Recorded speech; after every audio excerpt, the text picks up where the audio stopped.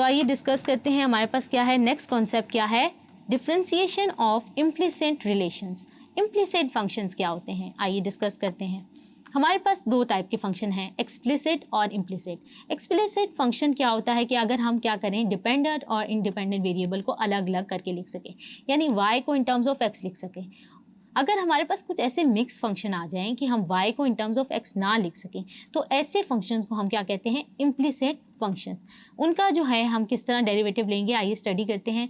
To find dy/dx from such an equation we differentiate each term of the equation. हम क्या करेंगे, हर equation की टर्म को डिफ्रेंशिएट करेंगे अगर हमारे पास इम्प्लिसिट फंक्शन आ जाए, and use the chain rule where it is required.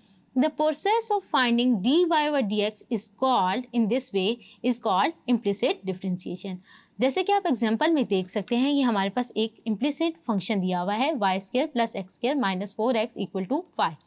यहाँ पर हम क्या कर सकते हैं, x और y को अलग नहीं कर सकते, तो ये हमारे पास इम्प्लिसिट फंक्शन है। होप्स आपको ये कॉन्सेप्ट समझ आए होंगे। Thank you.